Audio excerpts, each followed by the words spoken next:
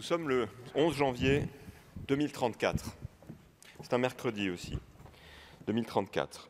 Nous ne sommes pas dans le métavers, mais nous sommes ici au Palais des Congrès de Nantes.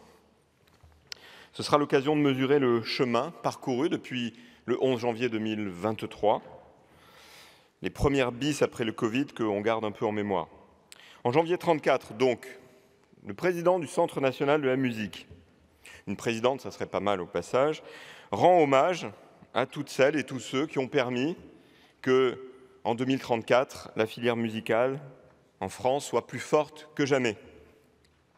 C'est bien le rôle de la présidente du CNM, cet établissement public de l'État créé en 2020, pour soutenir l'ensemble de la filière musicale, de l'humour et des variétés, et tous les métiers, des compositeurs et compositrices jusqu'aux disquaires. Pendant ces 11 années, de 2023 à 2034, alors que la concurrence est de plus en plus acharnée, de jeunes artistes, des groupes de métropole, des Outre-mer, se sont imposés sur les scènes internationales, de Reeperbahn à Coachella, et sur les nouvelles scènes d'Afrique et d'Asie qui se sont considérablement développées, dans le hip-hop, dans le classique, dans l'humour, dans l'électro, dans la chanson française et dans les cabarets. Bon, en 2034, à 87 ans, Michel Sardou fait une nouvelle tournée d'adieu, en collaboration avec Elton John, également 87 ans, et un nouvel opéra composé à la façon de Mozart par une intelligence artificielle subventionnée par Elon Musk a cartonné sur les plateformes. Ça fait rêver ou cauchemarder. Plus sérieusement, en 2034, les festivals ont vu leur économie réexaminée, consolidée, le covoiturage, les énergies propres, une meilleure coordination des propositions artistiques ont permis d'améliorer le bilan carbone et l'expérience des spectateurs.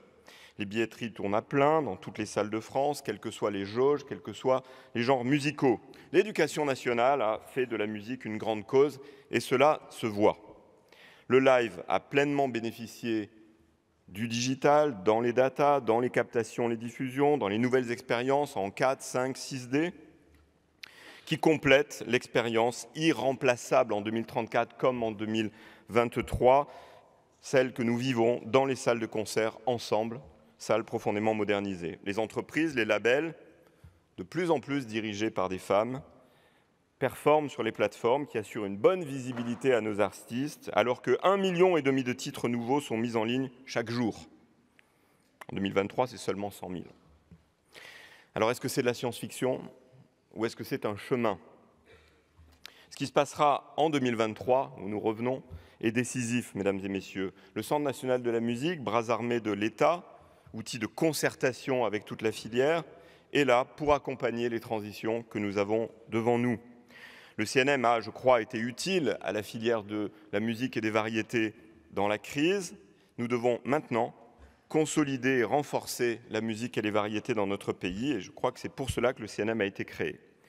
Pour y parvenir, d'abord, il faut de la solidarité dans la filière, qui est diverse et souvent divisée.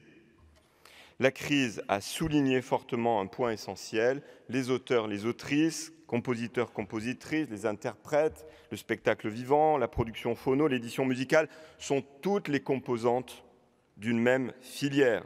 Une filière qui, quand elle souffre collectivement, mais une filière qui doit trouver également les clés de sa prospérité ensemble. Pour y parvenir, en plus de la solidarité, il faut des financements complémentaires pour les missions de l'établissement public, plus de soutien à la diversité, à l'égalité entre les femmes et les hommes, à toutes les transitions écologiques et d'innovation. En 2023, nous avons un budget de 118 millions d'euros, dont 55% vient encore des sommes exceptionnelles liées à la crise et qui n'existeront plus bientôt. C'est l'importance des prochains mois. Le chemin vers 2034 n'est pas écrit, celui vers 2024 non plus.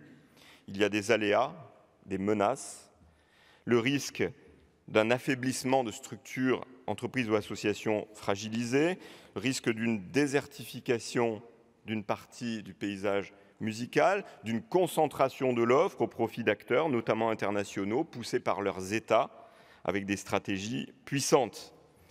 Le risque du chacun pour soi et de la loi du plus fort. Le risque aussi que les finances publiques en difficulté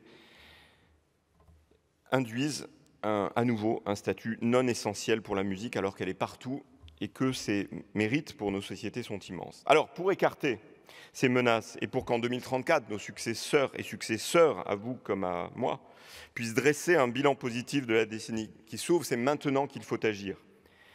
Il faut que les acteurs de la musique et des variétés saisissent les opportunités pour ne pas les laisser à d'autres. L'État, qui a cru à notre établissement, le Centre national de la musique, et tenu ses engagements financiers, s'appuiera sur les travaux de la mission Bargeton, et j'ai confiance dans le travail engagé. Je sais aussi pouvoir compter sur le sens de l'intérêt général de notre filière, ou de l'essentiel de notre filière, car c'est unis et solidaires que nous pourrons bâtir une filière à la hauteur des talents. Au CNM, nous continuons à travailler sur des études sur des sujets sensibles, comme la manipulation des streams. Nous accélérons notre soutien à la transition écologique. C'était 620 000 € en 2022, c'est 2 millions en 2023. Nous mettons à disposition de la filière, à votre disposition, des formations professionnelles, des ouvrages, des études. Nous aidons à la transformation des salles de concert, de festivals et des diffuseurs de spectacles avec un plan de 33 millions d'euros dès cette année pour plus de performances écologiques, une meilleure expérience spectateur, plus de sûreté et de sécurité sanitaire notamment. On accélère sur la formation pour répondre à la crise des vocations que nous connaissons depuis quelques mois. Et nous mobiliserons des crédits pour l'innovation en lien avec le PIA 4 et France 2030. Pour toutes ces raisons, je crois qu'on peut entamer cette décennie et cette année 2023 décisive de manière raisonnablement optimiste et en tout cas résolument tournée vers l'action. Je vous remercie. Merci Jean-Philippe Thiellet d'avoir fait cette première exploration en 2033.